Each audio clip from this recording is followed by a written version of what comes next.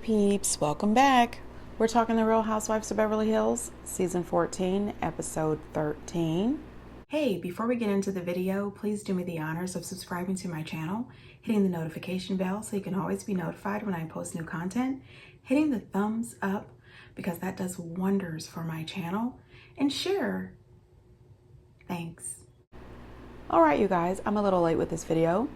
My little brother came home from Germany.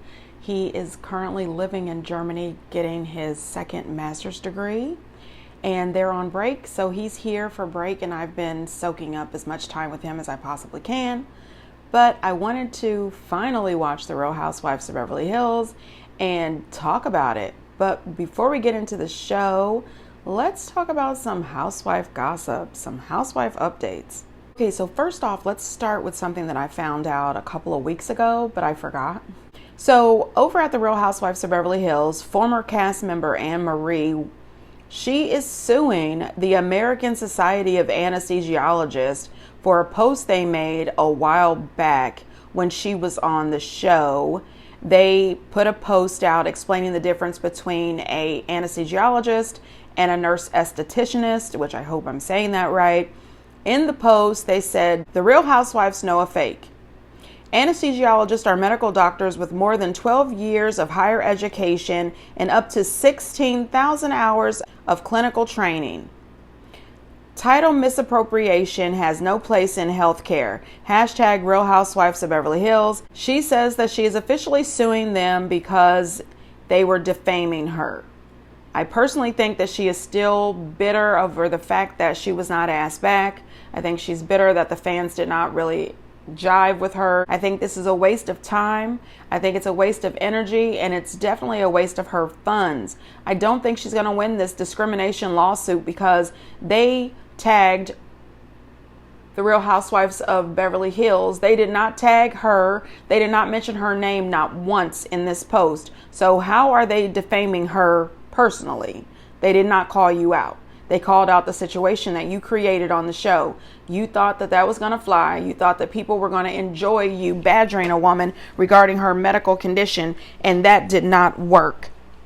Not only that, it was stated in the show, I don't know if it's actually 100% true, so I'm going to say allegedly, it was stated in the show that you allegedly said that you were an anesthesiologist, which you are not. All right, so moving on. So Danielle from The Real Housewives of New Jersey was out online posting new pics of herself, and I didn't know who the hell this was.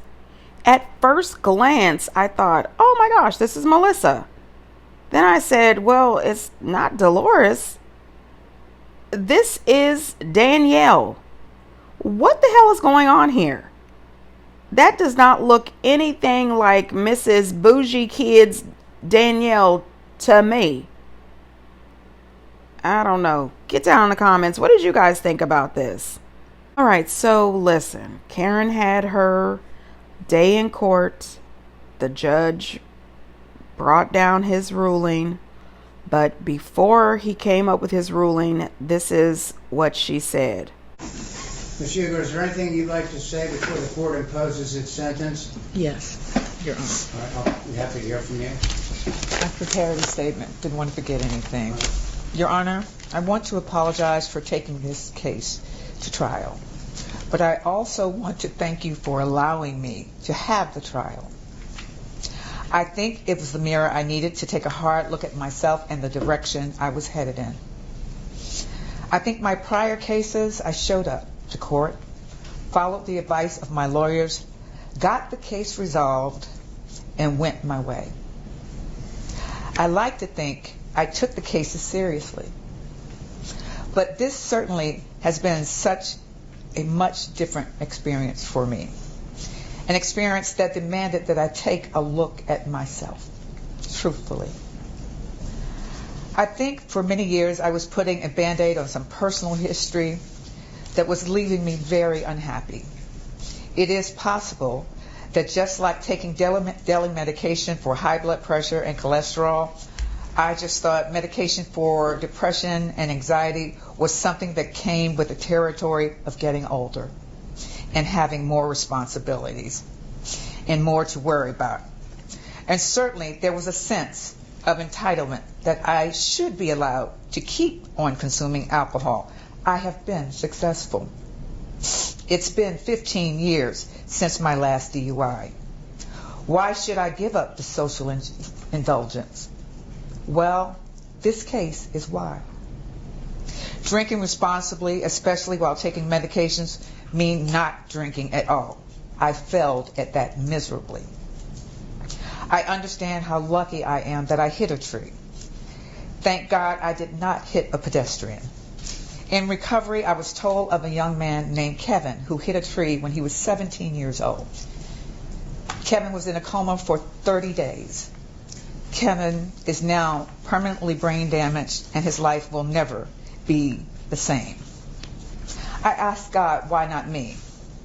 The only answer I could come up with was that I was spared because I have a responsibility to use my unique optic lens and teach others and affect quite possibly millions of people with the message of not drinking and driving.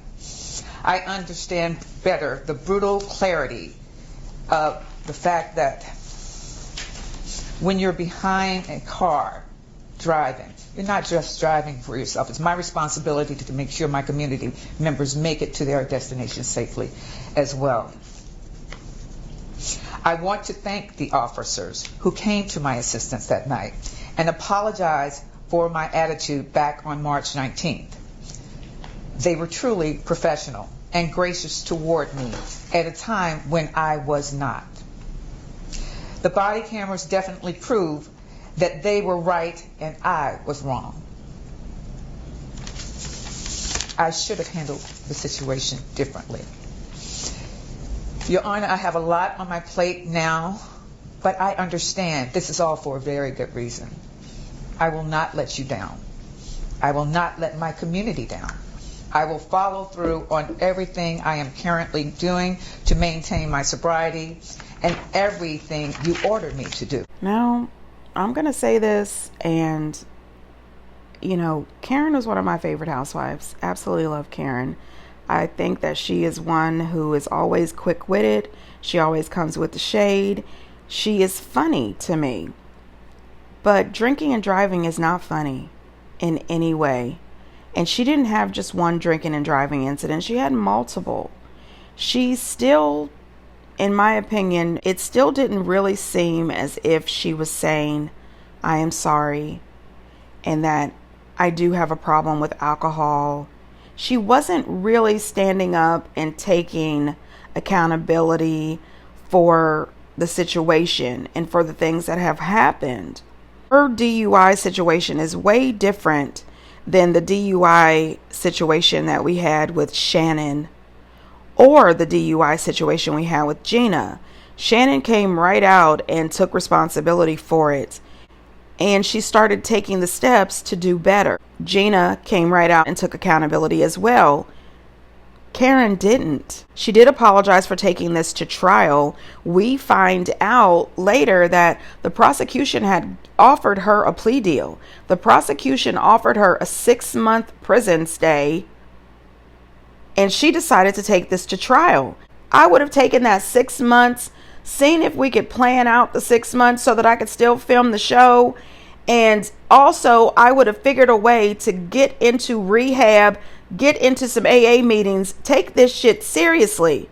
They're also reporting that this rehab that she went to was only 48 hours. What kind of fucking rehab is 48 hours? I don't love any of this bullshit. I really don't. Listen, the judge sentenced her, so she's got 1 year in jail. With good behavior, it's possible that she could get out of jail in 6 to 9 months. And they took her into custody right then. Her lawyer is saying that they thought they would win the case and she would get no jail time and be able to just walk away free. Absolutely not. I have no idea why her attorney would ever think that with that mountain of evidence that a jury would just sit there and say, not guilty, let her go home. Absolutely not. Who I feel sorry for right now is Ray and the children.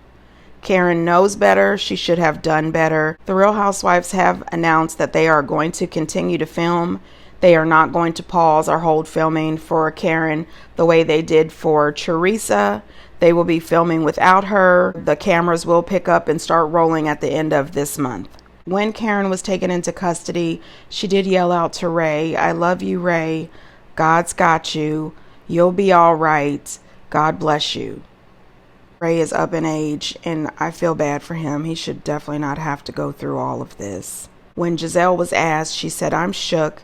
This just happened today. I do not have her wigs. I'm concerned. In all seriousness, I'm concerned for her safety. Karen ain't cut out for jail. I pray that she's okay and that the Lord is with her." When Wendy was asked, I have not spoken to her. She was taken into custody right after the sentencing, so there was no time for communication. But she continues to be in my prayers. This is, I'm sure, a difficult time, not just for her, but for her family. So all I can do is just uplift her in prayer and wish her the best during this time. Ash, what's your reaction?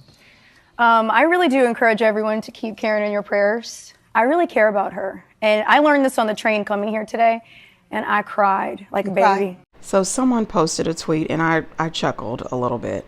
He says, "The Real Housewives of Potomac, you have Monique, who had 4 homes, Wendy with 4 degrees, and the Grand Dame has 4 DUIs.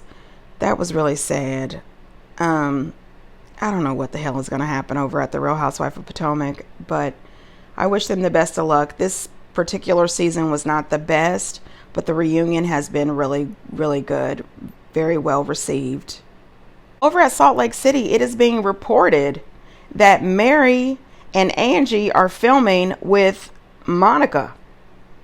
Angie and Mary filming with Monica. This tells me that next season is going to be fire, because you know the rest of the girls are not here for Monica. The rest of the girls cannot take Mary or Angie. If you put all 3 of them together, it is about to be a huge problem.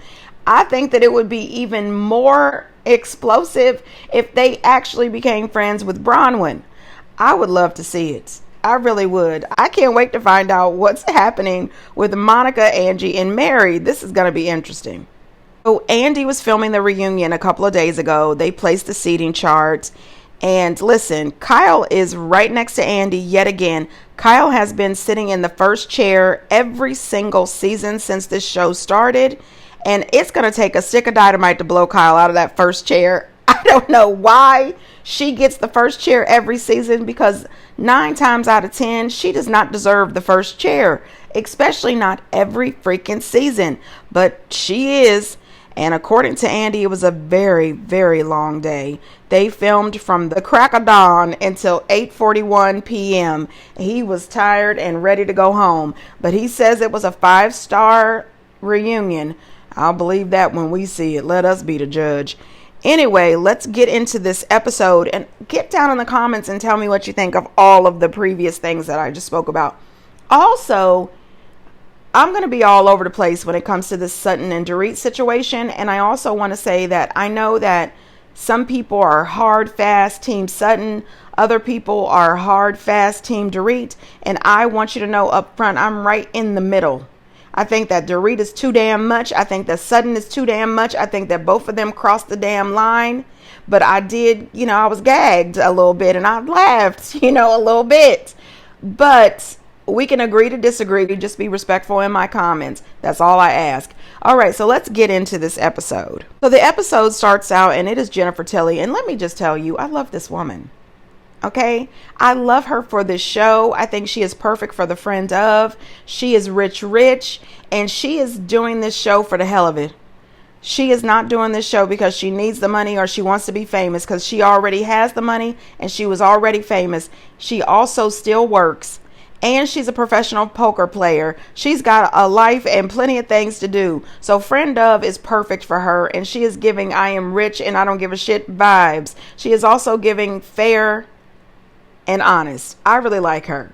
But anyway, she is going to be having a caviar and caftan event. I never knew that I liked caftans. I really didn't. When Miss Roper was wearing them, I thought, well, she looks comfortable, but I didn't love it. But now I think I might could get one of them. Now Not any of them fancy ones that they have, but maybe if they sell one, you know, down at the local TJ Maxx. Anyway, she says that when she goes out, she orders caviar. She always orders the most expensive because she figures she doesn't know anything about caviar, but the most expensive must be the best. And yeah, that's what I would have said too. I don't know if the most expensive is the best, but I would have followed that logic. She says she knows that orange looking caviar is the cheapest, and it really is, because there's a sushi place here in town and they always give you a side of that orange caviar, and I never eat it. I think it looks gross. I don't want to be bothered. And then Sutton later made some kind of comment about poor Reet and said that, and I have to admit, I laughed a little. That was rude as hell, but I laughed a little. She said that poor Reet, you know, is the type that eats the red caviar. And you know what is so funny? My first experience with caviar was red caviar. And to be honest, I liked it.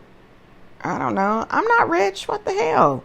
Anyway, I didn't have no business having no caviar anyway. But I did, and I ate a lot of it. I didn't get sick. It was delicious. It was spread on a nice cracker. Anyway, let me go and move on about this. When Jennifer mentions those baked caviar potatoes, the first thing I thought about is Kathy. You know, Kathy loves her a baked caviar potato. And if I was rich, I probably would too. Then she made a joke about, you know, Dolce & Gabbana and having a lot of their jewelry. And then she makes this joke that she has so much of their jewelry, she puts it on a little layaway plan. I don't buy it, not one bit. No, she's not laying away shit. So Sutton stops by, and then she tells her about the situation that happened at Dorit's house. And she says, you know, after she makes this comment about the drink, I call her a bitch and then I leave. And I said, no, you didn't leave. You threw a whole fucking tantrum. You threw a whole tantrum and then you left. I personally said if I was Sutton and I felt some kind of way, I would have left. But I would not have given her the pleasure of seeing me sitting out in the entryway of her house, whining and complaining and explaining myself. I would have just left. We'll talk a little more about Sutton and this Dorit situation later. So they go over to Kyle's house, and that beautiful little playhouse in the backyard, that is so cute. I absolutely love that. Kyle's therapist stops by, and I don't know if he's a therapist or a life coach. The thing is I don't give a shit anymore. Kyle has drugged this out 2 seasons now. Please set us the fuck free. Okay, she's making this comment about being a single mom. All of your children live outside of your house except Portia, and she's 16, and you're rich as hell, and she's got her own car and her own life, and she is doing everything she wants to do, and you should be too. You being worried and concerned about being a single mom, seriously? Girl, go on somewhere with that bullshit. Then she brings up that Mauricio took Portia on a vacation, just the two of them. She's never been alone without Portia like this, and she's never done that before. You've never done it before, but it doesn't mean that you can't. Pull out your calendar. Pull out Portia's events. Plan a nice vacation with your daughter. He can do it. You can do it. You were trampling all over the place, hugged up with Morgan last year. Now he is out of the house. I truly believe that she thought that if he just spent a little bit of time without her, he would realize that his life is not the same. He cannot make it. He cannot live without her. And it didn't work. It backfired. While you're sitting at home by yourself, crying and worried about what he's doing, how he's out living his best life, you could be out doing the same. You are prolonging this divorce because you don't want to separate assets. Go the hell on. Sitting here talking to this therapist about what if he goes out, sows his wild oats, and then he comes back to what? So in my opinion, you are allowing him to control you. You are allowing him to stop your day-to-day life. You are frozen, waiting for him to make a decision. If he wants you that much that he's going to come home. You and him were separated, living in the same house for almost a year. Then he moved out. Then he bought his own furniture. Then he started traveling all over the place, hanging out. Now he's out hugging and kissing and dancing with other women. Girl, if you don't move all of his shit up out that place, go see an attorney and start living your best life. Get the hell out of here. I'm sick of hearing about it. Move the fuck on. Then we get to Bose's house, and Bose lets us know that she's rich. Rich. Not only does her masseuse, her nail tech, her stylist, and everybody else come to her house, so does her fertility specialist. And she brings her nurse with her and a damn ultrasound machine. Now, Bose, listen. It's kind of hard for me to watch you sit here and talk about the trauma that you have experienced and how you're looking forward to getting pregnant and having another baby with this man who is sitting next to you who has never told you he loves you. You have never told him you loved him. You told the girls on the show you love him before you told him you love him. If you really want to have children, do it because you want it, not because of this. This relationship is giving red flags. This is crazy to me. You are 47, 48 years old. You had a terrible experience and lost your first child. Then you struggled with your second pregnancy, and you're willing to put all of this out here, willing to risk yourself and your baby again for a man who has yet to tell you he loves you. But you know you want to marry him, and you know you want to have some children. I'm concerned that that is not a good decision. If you want to have a baby, maybe the best thing to do is to retrieve your eggs and have a surrogate. Whether you are with him or not, if you want a baby, you do not have to have it with him. You do not have to go through this. Be safe. Make the best decisions possible. I just think it's weird. I'm not a fan of this young man. I'm sorry. So Bose and Dorit are in the car on their way to the Caviar and Caftan party. And Bose says that she was sorry that Sutton had left Dorit's event because they had the conversation about Sutton's trip to her hometown, and she said, I would have loved for her to be able to be there and be a part of it. She said, maybe today when you talk to her, you could tell her that you want her to be a part of the sisterhood. You didn't want her to leave. Then Dorit brings up that she believes that Sutton wanted to leave. She's tired of Sutton's behavior, and she thinks she's going to take this moment to call Sutton out. And I said, here we go. You are perpetuating this bullshit. You don't have to do that. You are going into Jennifer's event.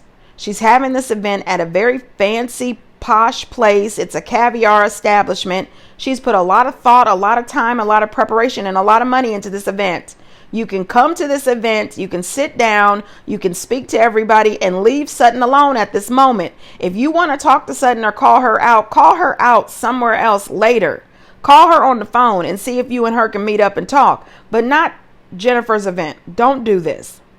Jennifer arrives there and she's wearing a beautiful caftan with some really expensive couture jewelry that Erica is in love with. Erica, listen. Erica thinks that Jennifer is an amazing, smart, lovely, cultured, fine, and, fashionista, and she doesn't know how she's friends with Sutton. Listen. I know that's Erica's way of putting Sutton down. I think she's putting Sutton down for her fashions and for her personality, but Erica really shouldn't. Stay the hell out of this. If you let Sutton hear you say that, she's going to let you know that this is rich people friendships, and that ain't you. When Jennifer shows up, as beautiful as she looks, she stumbles over her caftan, almost falls. I said, Lord, she said... She forgot how hard it was to walk in a caftan. The morally corrupt Faye Resnick is on the scene. I didn't say that. Camille Grammer said that. Did Jennifer invite Faye, or is Faye there as a friend of Kyle and Kathy's? Everyone showed up looking gorgeous in their caftans. Everyone looked amazing. Dorit shows up and she is wearing a Dolce & Gabbana outfit, I think, or Dior. I think it was Dior. Wow. Hi, Jen. Does Chanel not make caftans? Is that why Miss Thing's not wearing one? Everybody else is. Sutton, what do you want to drink? You want vodka cranberry? I'm going to start with a water. A water. I think I missed the caftan memo. How did you miss that? Sutton. It's important to stay hydrated. Is that because of our tete-a-tete? And I think it's rude. She's not fooling anybody at all. Absolutely knew that they were supposed to wear caftans. She just didn't like caftans and didn't want to wear them. And she also came there with the intentions of calling Sutton out. If you're not going to be there to have a good time, relax, and enjoy this good, expensive caviar, why did you come? That was my first thought.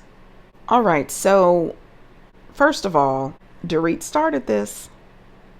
When she seen Sutton ordering water, there was no need for her to bring up the incident. Let this woman order water if that's what the hell she wants. Dorit did not need to do that. When Jennifer later calls all the ladies to the table, she said she had placemats. They're place cards. But she said, everybody go to your placemats to find where you're going to sit. Now, Garcelle got freaked the hell out. She saw Anne Marie's place card and she said, who? Anne Marie? Who was Anne Marie? And Jennifer says, oh, that's a friend of mine. She said, oh. She looked at Dorit. She said, I thought, hell no. She was not about to be bothered with Anne Marie's ass. She was not going to go back into last season's nightmare. We find out that Jennifer and her sister were both nominated for Oscars and that they are Chinese Americans. And I had no idea that Jennifer was half Chinese. Not a clue. Her and her family have one hell of a backstory. Now, this is one housewife or friend of housewife. If she wrote a book, I would definitely read it. I'm interested in getting to know her better. Erica lets us know that Cher is Armenian. I didn't know she was Armenian. I did a little Google search and it said that she is Armenian, English, German, Irish, Dutch, and French. Sounds like to me she's an all-American girl. So Sutton was acting a little weird at the table before all hell broke loose. So we have seen in past seasons, the girls, including Sutton, they have all made fun of Dorit for her accents, the way she changes up her accents, how they have gone to different places, and Dorit will start to use different languages. You know, she speaks several different languages and the girls will make fun of her or whatever. Here at the table, Sutton starts talking to the waiter in French. Jennifer Tilly tells the waiter, oh, she's asking for a glass of ice. And she said, look at you speaking French. And then Sutton makes some kind of comment that to Bose, asking Bose how many people she is today. Because earlier when they were talking and Dorit made that rude comment to her, asking her was she drinking water because of the incident they had, Dorit said, oh, so now I know which Sutton I'm dealing with. So Sutton then asked Bose that question and Bose says, what? Huh? You know, she was completely confused as to what the hell was going on. And in her confessional, she was like, I'm myself today. She tells Sutton, I'm even, I'm myself. Sutton was inching towards the bullshit and you could see it. You knew it was coming. I'm sorry, you need to pick on somebody else whose wallet fits. Oh, damn. Okay. You think you're bigger than her? I think my wallet is. What does the money have to do with it? It doesn't. I'm just trying. I want her to back off on me. Let me make this very clear, Missy.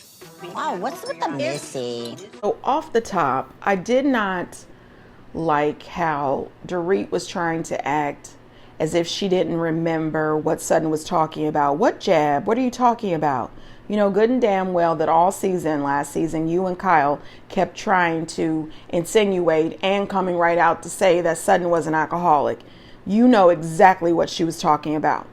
Now, the apology situation, that was not an apology. It was absolutely not an apology. When she was at the reunion, she said, I don't know if she's an alcoholic. You didn't say, Sutton, I'm sorry for starting these rumors that you're an alcoholic. I shouldn't have done that. You did not say that. I did not appreciate Sutton making that wallet comment. Was I gagged? Did I laugh? Hell yeah. Did I rewind and watch that shit again? Absolutely. But I didn't appreciate it. And the reason I say that is because I have said this before, many videos of my housewife videos, I have said this before.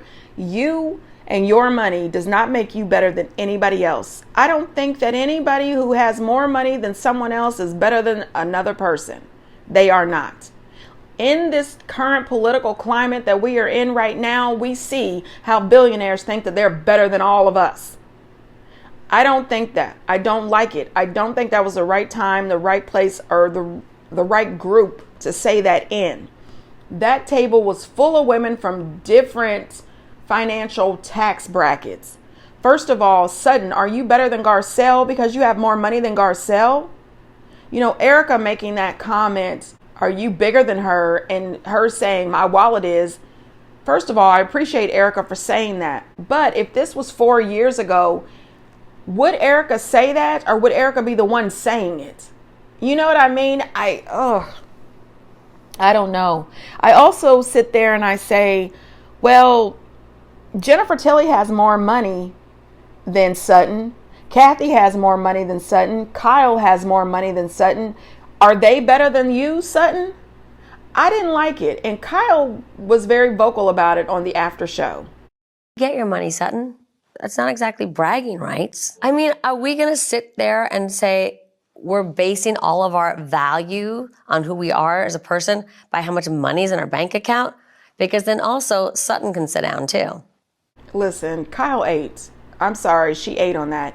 When Jennifer was on Watch What Happens Live, Andy and Crystal and Jennifer were talking about that comment. They were asking who's the richest housewife on the Real Housewives of Beverly Hills. And it was stated that Jennifer is the richest. And then after Jennifer, it is Kathy. So I think that Sutton would have felt a different way if somebody richer would have asked her that same question. Jennifer said that in the moment right after Sutton said that, she regretted it. And she told Jennifer, she said, I think I might have went too far. Maybe I should give her that purse that she wanted.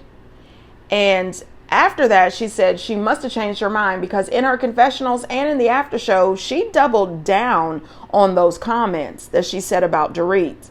Now, when she called Dorit Missy, I'm going to tell you right now, that pissed me off more than the wallet comment. And if you came from where I came from back when I was younger, that would get you popped. That little Missy shit was almost like calling me a bitch or calling me a see you next Tuesday. Don't come for me with that Missy. It's the Missy and the hun. Hun will get you fucked up for sure. Like, cut it out. Don't try to do that. I mean, this situation, it was ridiculous. All of this was going on in the middle of this woman's caviar caftan party around all of her girlfriends. It was a lot. Did I call you a bitch? No, I should have called you a f***ing bitch. Anyone got a mirror? She needs one because she needs a touch-up. Really needs a f***ing mirror that she can hold up in front of her face. What about you saying, I'm sorry, that was a terrible joke, I take it back, and then we're done? You called me a bitch in my house. It was warranted. And then you decided that's when you're going to get up and walk out. What do you each need from each other? She has nothing to give to me. I can promise you that. I don't 100% think that Sutton is a victim in this situation. Sutton goes hard on these women as well. Also on Watch What Happens Live, when Andy asked Crystal if she thought that Sutton weaponizes her wealth on other people, she said she's never done that to me, but I have money. So was that another dig at Dorit, or was she just simply stating facts? Get down in the comments and let me know what you think. I think that Dorit should expect for Sutton to come after her too. You have called this woman an alcoholic 1,000 times. You are always insinuating that this woman is an alcoholic. So I assume that Sutton thinks if you can keep going around town saying that I'm an alcoholic, I can just go ahead and call you out as broke. And even on the after show, Sutton says, Dorit is one of the phoniest people that I have ever met in my life. If you pretend that you have all these fancy clothes and all this jewelry on, all these bags, you go on all these trips, yet you owe the IRS money and your house is in foreclosure, I have little respect for you. That was the kill shot, in my opinion. Unfortunately, Sutton is not saying anything that other people have not said before. It is being alleged that Dorit has been banned from Neiman Marcus for buying outfits and returning them multiple times. And that's what they're alleging. They're alleging that she is no longer allowed to shop there because of this.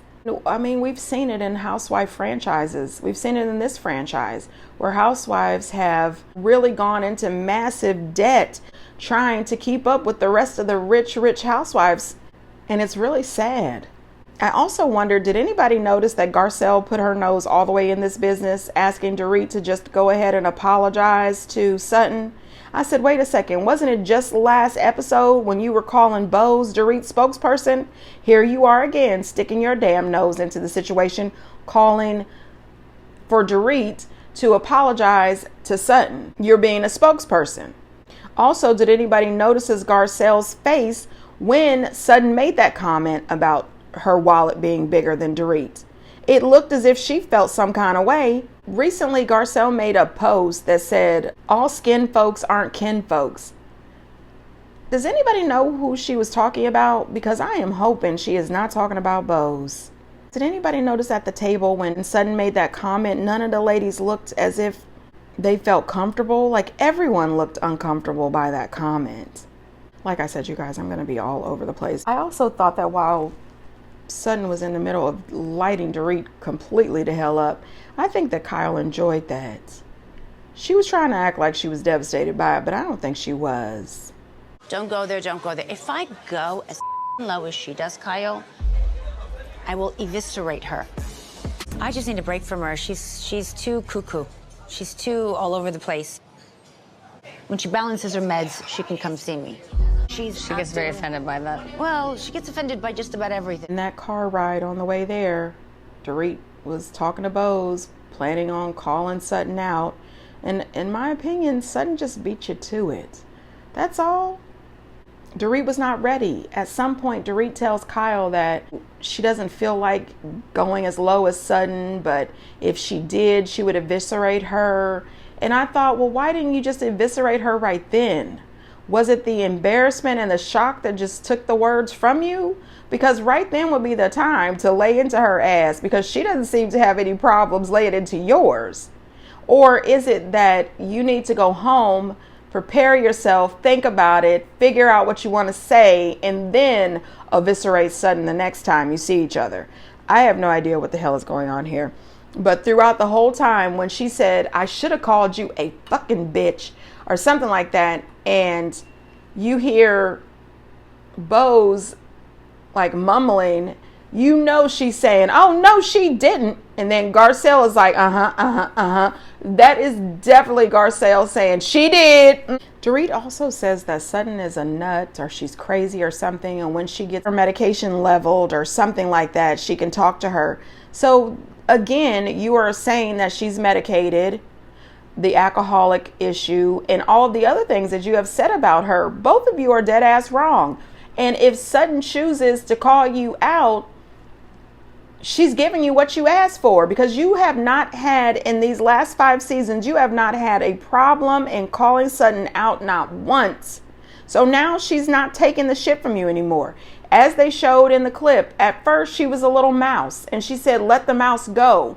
Now she's saying to you, I'm not a mouse. I'm not going to deal with you. I'm not going to put up with this bullshit. You know good and damn well that her father died. He was an alcoholic. He was on drugs and he was depressed. And you want to bring this shit up, and it's a low blow. Both of you are just dealing each other low blows back and forth. And then you both want to be the victim. You're not. Neither one of you. I personally think that Dorit and Sutton, if they would both climb down off of these superior high horses, they would actually be good friends.